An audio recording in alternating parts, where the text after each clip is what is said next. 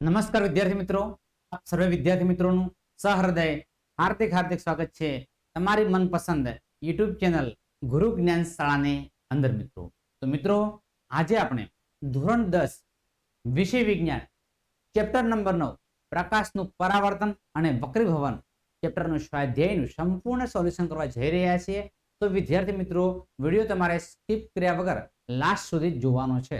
પસંદ આવે તો એક લાઈક પણ કરવાની છે અને હાઈપ પર જઈ તમારે પોઈન્ટ પણ આપવાના થાય છે. તો તમારો વધારે સમય ન લેતા આપણે લેક્ચર તરફ આગળ વધીશું. તો તમે થંબનેલ જોઈ શકો છો અને થંબનેલ જોયા બાદ તમને માહિતી પણ મળી ગઈ હશે. તો નીચેના દ્રવ્યો પૈકી લેન્સ બનાવવા માટે લેન્સ જે આપણે બનાવવાનો હોય છે કે નીચેના દ્રવ્યો પૈકી લેન્સ બનાવવા માટે કયા દ્રવ્યનો ઉપયોગ થઈ શકે નહીં. હવે લેન્સ બનાવવો હોય તો કયા દ્રવ્યનો ઉપયોગ થઈ શકે? પાણીનો ઉપયોગ થઈ શકે, કારણ કે પારદર્શક છે. કાચ છે તો કાચ પણ કેવો હોય છે? પારદર્શક હોય છે, એની અંદર પણ આપણે ઉપયોગ થઈ શકે. પ્લાસ્ટિક છે તો પ્લાસ્ટિક પણ શું છે? પારદર્શક છે, એનો પણ ઉપયોગ થઈ શકે. તો માટી છે તો માટી જે છે એનો ઉપયોગ થઈ શકે નહીં. એટલે તમારો જવાબ રહેશે ઓપ્શન નંબર ડી, માટીનો ઉપયોગ થઈ શકે નહીં.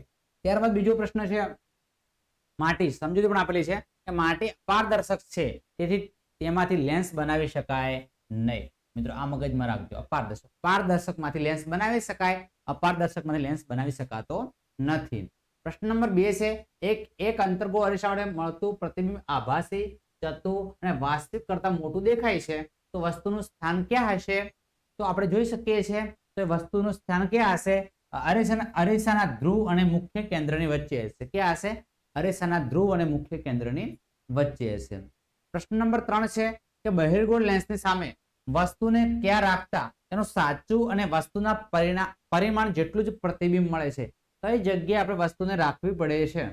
તો મિત્રો કઈ જગ્યાએ? કેન્દ્ર લંબાઈ કરતા બમણા અંતરે રાખવી પડે. કઈ જગ્યાએ રાખવી પડે? કેન્દ્ર લંબાઈ છે એના કરતા બમણા અંતરે આપણે રાખવાની હોય છે. ત્યારબાદ નેક્સ્ટ પ્રશ્ન તરફ આગળ વધીશું આપણે.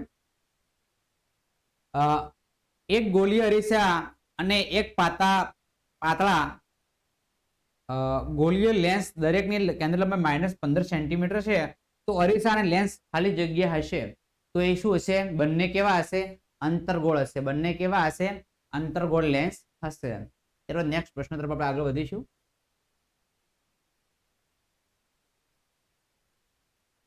પ્રશ્ન નંબર 5 છે, અરીસાની સામે તમે ગમે ત્યાં ઉભા રહો છતાંય તમારું પ્રતિબિંબ ચતું મળે છે, તો અરીસો કયો છે? હવે આપણું પ્રતિબિંબ ચતું મળતું હોય તો અરીસો સમતલ પણ હોઈ શકે અને બહિર્ગોળ પણ હોઈ શકે. તો ચતું મળતું હોય તો અરીસો કેવો હોઈ શકે? સમતલ પણ હોઈ શકે અને ચતું પણ હોઈ શકે. સમતલ અરીસા વડે હંમેશા ચતું પ્રતિબિંબ મળે છે અને બહિર્ગોળ અરીસા વડે હંમેશા ચતું નાનું પ્રતિબિંબ મળે છે. આ મિત્રો ખાસ નોંધ કરતા રહેજો કે સમતલ અરીસા વડે હંમેશા કેવું પ્રતિબિંબ મળે છે?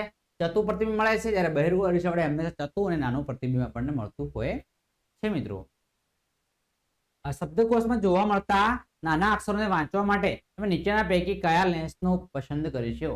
નાના નાના જે શબ્દકોશ હોય છે આ નાના અક્ષરો આપણે વાંચવા હોય છે તો કયો લેન્સનો ઉપયોગ કરીશું?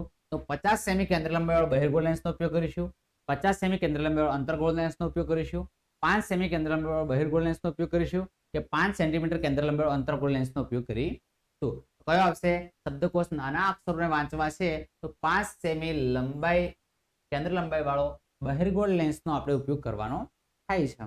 ત્યારબાદ તમે જોઈ શકો છો કે બહિર્ગોળ લેન્સ વડે એના ધ્રુવ અને મુખ્ય કેન્દ્રની વચ્ચે વસ્તુ મૂકતા તેનું પ્રતિબિંબ હંમેશા કેવું મળે છે? આભાસી મળે છે, મોટું મળે છે અને ચતું મળે છે. તેથી નાના અક્ષરો મોટા દેખાય, તેથી વાંચી શકાય અને વાંચવા માટે 5 સેન્ટીમીટર કરતા વધારે અંતરે હોય છે. કેટલા હોય? 5 સેન્ટીમીટર કરતા વધારે અંતરે હોય છે. આપણે 15 સેમી કેન્દ્ર લંબાઈના અંતર્ગોળ અરીસાનો ઉપયોગ કરી એક વસ્તુ ચતુ પ્રતિબિંબ મેળવવા માંગીએ છીએ તો અરીસાથી વસ્તુ અંતરનો વિસ્તાર હોય છે એટલે કે રેન્જ હોય છે કેટલો હોવો જોઈએ? પ્રતિબિંબનો પ્રકાર કેવો હશે? પ્રતિબિંબ વસ્તુ કરતા મોટું હશે કે નાનું હશે? આ કિસ્સામાં પ્રતિબિંબ નિર્માણ દર્શાવતી કિરણાકૃતિ દોરો. મિત્રો અહીંયા જગ્યાના અભાવ આપણે બીજા સ્લાઇડમાં આકૃતિ દોરેલી છે. તો અંતર્ગોળ અરીસાની કેન્દ્ર લંબાઈ 15 સેન્ટીમીટર, આભાસી, ચતુ અને વસ્તુ કરતા મિત્રો આપણને પ્રતિબિંબ અંતર્ગોળ રેખા સામે 15 સેમી થી ઓછા અંતરે વસ્તુને મૂકવી જોઈએ. તો નેક્સ્ટ સ્લાઇડમાં આપણે એની ફિગર એટલે કિરણાકૃતિ જોઈ શકીએ. તમે અહીંયાની કિરણાકૃતિ દેખી શકો છો, બહુ મોટી મેં દર્શાવેલી છે. પ્રશ્ન નંબર 8 તમારી સ્ક્રીન ઉપર છે, તમે જોઈ શકો છો બાળકો કે નીચેની પરિસ્થિતિમાં કયા અરીસા વપરાય છે જણાવો. હવે કારની હેડલાઇટ છે, વાહનની પાછળનું દ્રશ્ય જોવા માટે અને સોલાર પટ્ટી. તમારા જવાબ કારણ સહિત ઉત્તર આપો. કારની જે હેડલાઇટ હોય છે એની અંદર બાળકો કયો અરીસો વપરાય છે? અંતર્ગોળ અરીસો વપરાય છે.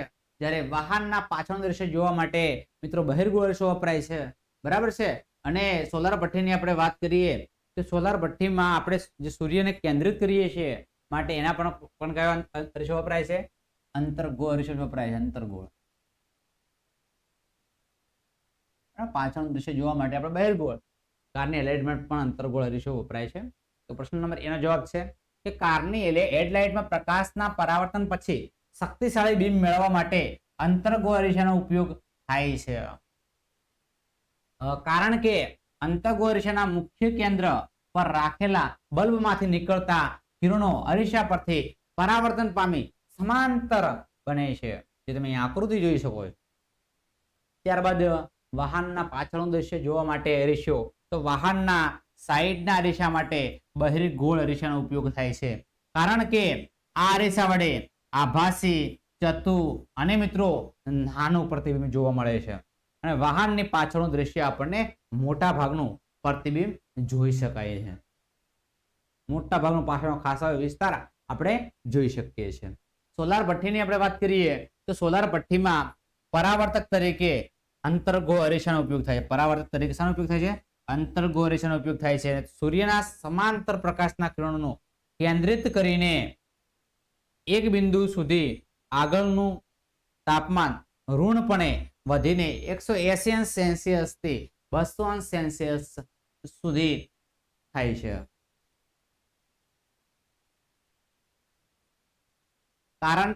કારની જે હેડલાઇટની પરિસ્થિતિઓ કયા અરીસામાં વપરાય છે તે જણાવો. તમારો જવાબ કારણ સહિત ઉત્તર જણાવો. તમે જોઈ શકો છો કે કારની હેડલાઇટ છે, જગ્યા છે તે મૂકી દઈએ આપણે ને. કારની હેડલાઇટમાં પ્રકાશના પરાવર્તન પછી શક્તિશાળી બીમ મેળવવા અંતર્ગોળ અરીસાનો ઉપયોગ થાય છે. આ મિત્રો આ સ્લાઇડ આપણે હમણાં જ જોઈ છે. નેક્સ્ટ સ્લાઇડમાં આપણે આગળ વધીશું. જો મિત્રો એની આ કિરણાકૃતિ છે સોલાર ભઠ્ઠી માટે તમે જોઈ શકો છો. ત્યારબાદ મિત્રો એ દાખલો ગણેલો છે, સંપૂર્ણ ગણેલો છે, સમજૂતી આપેલી છે, તમે જોઈ શકો છો. બરાબર છે. કોઈ પણ વસ્તુમાં તમને ખબર ન પડે તો કોમેન્ટ બોક્સમાં કોમેન્ટ કરજો અથવા વિડીયો સ્ટોપ કરીને તમે લખી શકો છો.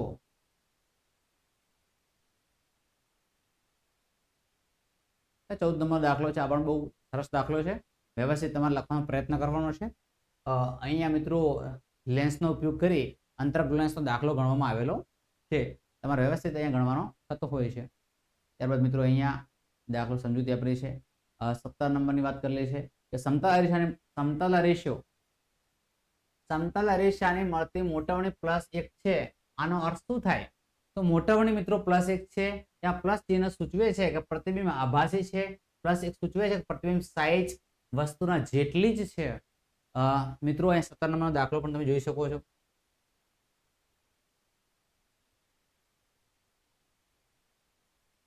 બરાબર છે. આકૃતિ તમે અચૂક નિહાળજો. આ એક્ઝામ્પલ 18 છે. ત્યારબાદ મિત્રો નેક્સ્ટ મોટવણી શોધેલી છે, તમારે જોવાની છે.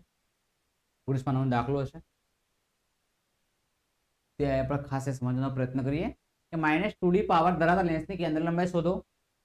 આ લેન્સ કયા પ્રકારનો હશે?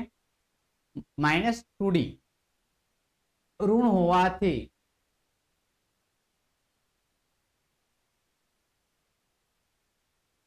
-2d ઋણ હોવાથી અંતર્ગોળ લેન્સ બને છે.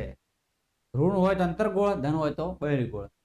પાવરનું P = 1/f કેન્દ્ર લંબાઈનું સૂત્ર છે. તમે જોઈ શકો છો f -2 છે. f =